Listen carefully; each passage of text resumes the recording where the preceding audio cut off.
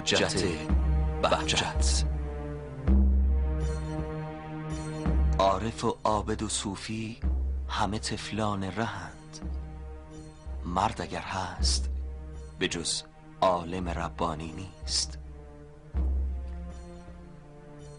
سخن گفتن از بزرگ مردی که هرگز از خود سخن نگفت و پرده از اسرار خیش بر نگرفت و درهای حریم رازش را بر کسی نگشود سخت است. او اگرچه راز درون بر سفره عام نگذاشت و جذبه های پنهانی جان شیفتش در محراب نیاز قاب شده بود، به واقع بهجت عارفان بود و امید صاحب دلان و حجت اهل علم و عرفان.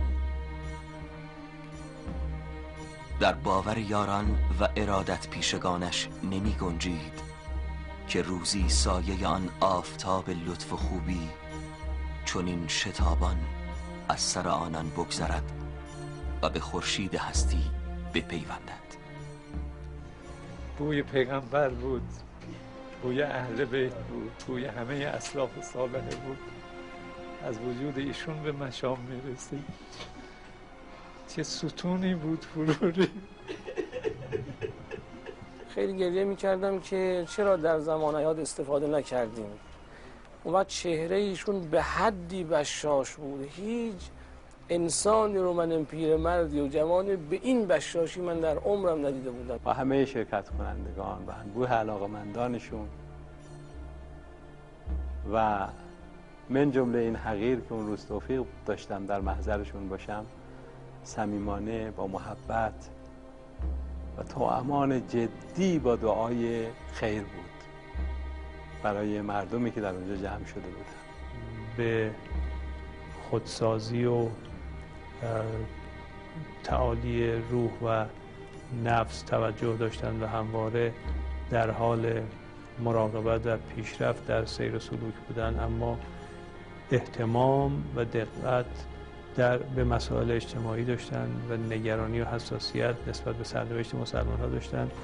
این یکی از اون تفاوت‌های اساسی عرفای واقعی ما در تاریخ اسلام هست و اونهایی که ادعای عرفان میکنن. اللهم اجعلنی فی درعک الحسینه التي تجعل فیها من ترید. خدایا من رو در اون دژ مستحکم خودت قرار بده، اون پناه و زرهی که هر کس رو بخوای در درون اون قرار بدی. فرمودن این رو صبح و شب 3 بار بخونی و شرط اجابتش هم اینه که گناه نکن. ایشون معمولا چیزی نمیگفتن، فقط یک کلام صحبت میکردن یا یه جمله میفرمودن. اینکه سخنرانی بفرمودن نه، یه جمله میفرمودن، یه اشاره میفرمودن، ظاهرش چی صحبت نبود ولی باطنش دنیا پیام واقعا داشت. ایشون همیشه معتقد بودن که ما در دریای زندگی حالتیه که انسان رو غرق میکنه، مگر اینکه وجود مقدس آقا امام زمان باشه که دست انسان رو بگیره و استغاثه به آقا امام زمان هست که باعث نجات انسان میشه و انسان رو میتونه به فلاح برسونه. دشوار است تحمل دوری و فقدان مرجع بزرگواری که شمع جمع بود و آینه معنا. در تعریف و تحسین نمی گنجد بلندای معرفتش و شکوه نگاهش. ما را نرسد که از آفتاب بگوییم که ذره‌وار گرد او چرخ می زدیم و از سایه وجودش نور و نوا می گرفتیم. یادم نمیره که مرحوم آقای عراقی فوت کرده بود، روز دومش مراجع اعلام کردن از طرف مراجع. گفتم شما رو ببرید. بعد وقتی می‌خواستم برم من صدا کرد، گفت که شما الان می‌خوای بری، از طرف خودت نمی‌خوای بری، از طرف من می‌خوای بری دیگه. اگه از طرف من بری بابات یک طلب است. تو جایی رو برو بشین که هیچ کس مایل نیست بشین. کسی را که فکر می‌کنی پایین‌تر از همه است، برو پایین دست او وایسا. اکنون ماییم و درد فراق، ماییم و نغمه‌های جانسوز هجر، ماییم و راهی که باید بی پیر و مراد خیش بپیماییم. و آشکار نیست که در کدامین منزل بوسه بر رؤیای حضورش خواهیم زد. دردا و دریغا که دست تقدیر میان ما و او فاصله انداخت و او را که پرچمدار پیروی از اهل بیت علیهم السلام و حجت مسلمانی ما بود از کف ما رو بود. چرا بشاش نباشه ایشون؟ یه عمری بر خود زیغ گرفته، حالا موقع رفتن خوشحاله، ماها باید گریه کنیم که وضعمون اینطوریه. بعد یه دفعه ایشون رو کرد به من گفت عاشق صادق یا تعبیر اینطوری امشب لقاء الله. کسی را به خلوتخانه درونش راه نبود و هیچ دستی به گوهرهای گنجینه وجودش نرسید و فضیلت کتمان سر را چنان پاس داشت که جز اندکی از آنچه بود بر سر زبانها نیفتاد و آن زبانها نیز جز قطره‌ای از دریا را در رود جانها جاری نکردند. آنان که سالها سایه‌وار همراهش بودند و در خانه و مسجد و مدرسه حضورش را قدر و غنیمت می دانستند، لب از گفتار بستند و قلم به نوشتار نمی فرسایند. اگر بگویند اندکی از بسیار گفتند و اگر بنویسند مشتی از خروار به میان آوردند. پس قفل بر لب زدند و قلم را سر شکستند تا ماهتاب حرم ستر و عفاف ملکوت را شبگرد کوچه های نامحرم نکنند و شکوه عاشقی را آواره دشت های ناموزون نگردانند. نگاه ایشون، زندگی ایشون، منش و نوع تعامل ایشون با دنیا و مافیها به گونه‌ای بود که بر قلب و روح و جان کسانی که با او مانوس بودند، آشنا بودند، اثر می‌گذاشت. پیر بهجتزای و معنویت بخش ما عشق به خدا و اولیای او را در دامان پدر آموخت و با شیر مادر به درون کشید. کودکی را در حوزه های فومن گذراند و در جوار سید الشهدا به نوجوانی رسید و چون به بحرهای فراوان از عقل و علم رسید قدم در راه نجف گذاشت. آنگاه که هنوز سالهای جوانی را می‌گذراند محضر عالمانی را دریافت که درک لحظه ای از مصاحبت با آنان آرزوی هر اهل علم و صاحب دلی است. خداوند او را حافظه شگفت و درکی شگرف داده بود و چون پا به میدان فقاهت گذاشت گوی از همقطاران رو بود. و اینها نگهدارندگان اصلی پرچم اهل بیت هستند که از یک سو با عرفان سیر و سلوک خودشون رو از به سمت حق ادامه میدن، از سوی دیگر به لحاظ زهد و تقوا الگویی هستند که مردم اونها رو میبینن به یاد خدا میفتن. آنگاه که تدریس عالی ترین دروس حوزه را آغازید همان سادگی و فروترین را داشت که در کربلا و نجف نزد استادان نامدارش داشت. 60 سال درس گفت و خارج فقه و اصول را در حوزه قم رونق بخشید و بیان و بنان در کار علم گرفت، اما هرگز دل به هیچ دانشی خوش نکرد. به شاگردی هیچ استادی فخر نفروشید. کشف و کرامات صادق نیز راه او را نزد، یعنی هرگز سر از آستان بندگی بر نداشت. به راستی که او را و چونان او را می سزد که مصداق این کلام مولا و مقتدای خوبان عالم باشد که فرمود: من تعلم و عمل و علم الله دعا فی ملکوت السماوات عظیما. اگر کسی علم را برای خدا یاد گیرد و برای خدا تعلیم کند و برای خدا به عمل آورد، در ملکوت آسمان ها بزرگش می شمارند. خودشون فرمودن مسئولیت شما در نیروی انتظامی برای شما یک امتیاز نیست، یک بار است. یعنی این جمله شروع ایشون بود. یک بار شما در روز قیامت میبینید که چند نفر به شما مراجعه میکنن که شما اونها رو کشتید. هرچی شما فکر میکنید ببینید شما در عمرتون کسی نکشتید. بعد گفته میشه که شما به عنوان فرمانده یا مسئول سری رو فاش کردید، این زیر دستان شما جان خودشون رو از دست دادن. یا بی‌توجهی در حوزه مأموریتی کردید، مأمور شما به خطا موجب قتل اینها یا آسیب اینها شد. و در هر صورت امروز که شما در این مسئولیت هستید، هرچه در هر جای کشور انجام بشه، مأموران شما اگر تعدی در حق مردم بکنند، شما هم در اون دنیا شریک هستید و پاسخگو هستید. او را عشقی بی پایان به اولیای خدا بود. از نوجوانی تا آخرین روزهای عمر گرامیش زمزمه زیارت عاشورا را با همه آداب و اذکارش فرو نگذاشت. بیش از 40 سال هر هفته مجلس عزای حسینی علیه السلام را برپا داشت و بیش از 80 سال روز خود را با زیارت مضجع یکی از موالیان علیهم السلام آغاز کرد.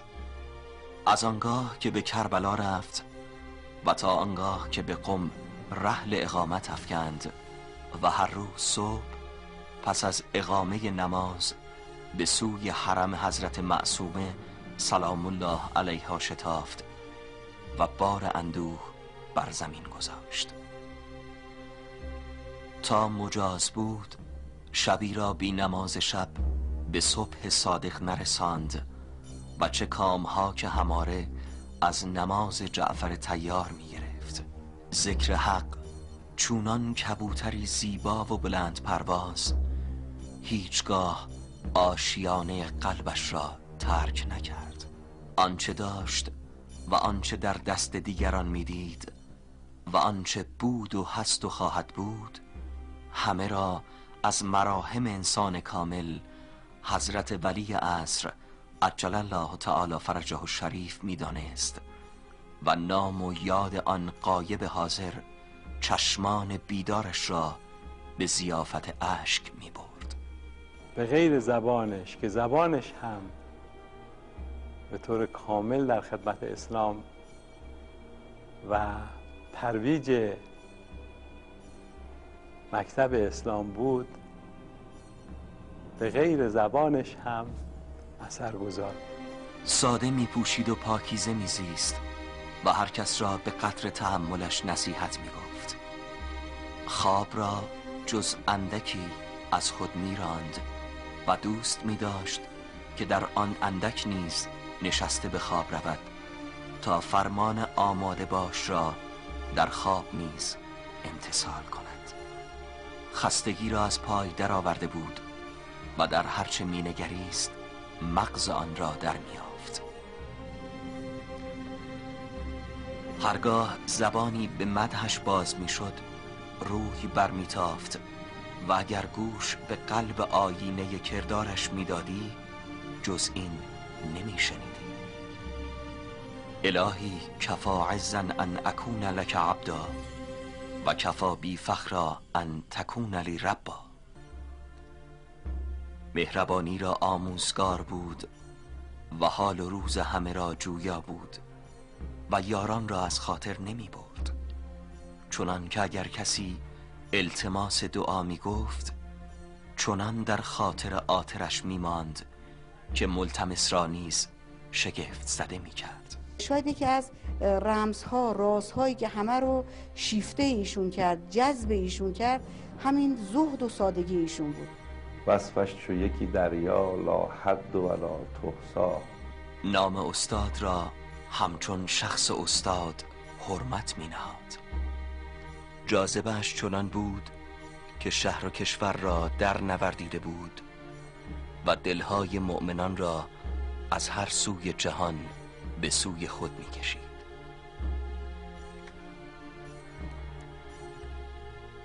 نماز را چنان می گذارد که گویی در ضیافت وصال است. قنوت را چنان می گرفت که گویی بر در خانه یار می کوبد. سجده را چنان دوست می داشت که کودکان دامان مادر را. لحن دعای او شمه‌ای از ناله های غریب مدینه بود و اگر دست به دعا بر می داشت بس فرشته عاشق که به وجد می آمد. نماز برای او هم سیر بود، هم سلوک، هم هجلگاه وصل بود و هم محراب نیاز. آنگاه که دل به دریای نماز می سپرد جز به گوهر قرب نمی اندیشید. در نماز چونان عاشق در کوره عشق بود، می سوخت و عرق شوق می ریخت. عشق بازی او در نماز عام را به حیرت می انداخت و خاص را به حسرت. آنگاه که از نماز بیرون می آمد گویی بار امانت را به سرمنزل مقصود رسانده است. سپس گوشه‌ای می نشست و از خستگی تن و جان لذت می برد. می گفت اگر سلاطین جهان لذت نماز و نیاز عاشقانه را بدانند، همه آنچه دارند و می خواهند که داشته باشند از یاد می برند.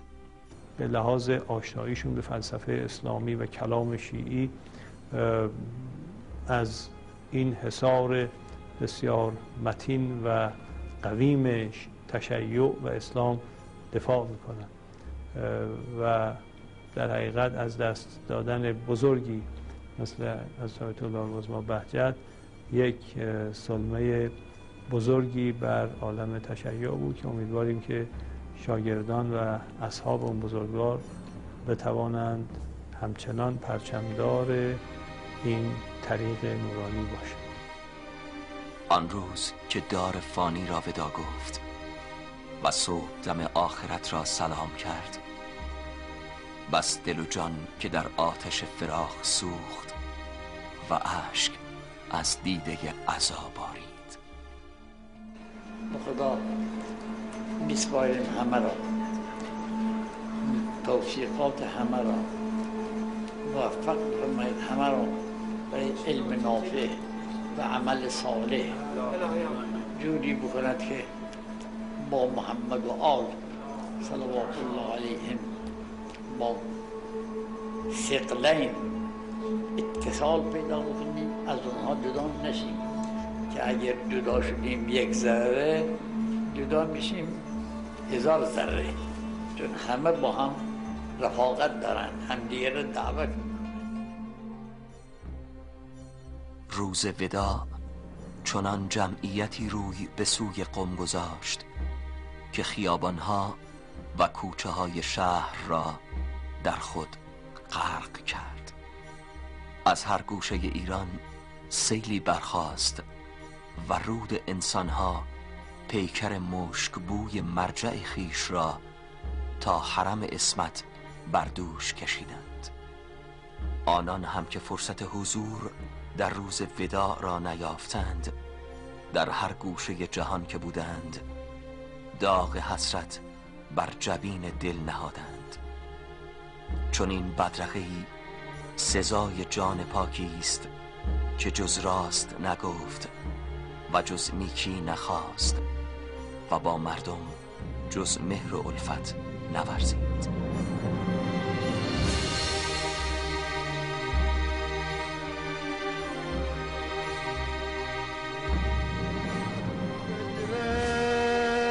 بغل زانوی غم فاتح خیمه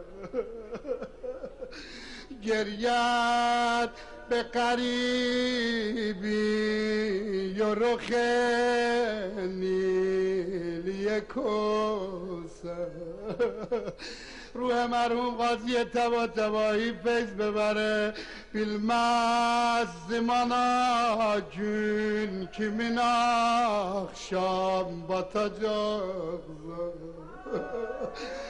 bilmez zamana kabri demensiz yatacaksa معمولا مادر برا بچه لالایی میگه خانومم ساعتها شبها نخوابیدی زینب داره لالایی میگه شما با زینبم ناله شو لای لای ننه لای لای ننه لای لای ننه لای لای لای ننه لای ننه لای آخه بذار در به دیروز عرض کنم روزه بخونم یا با عبدالله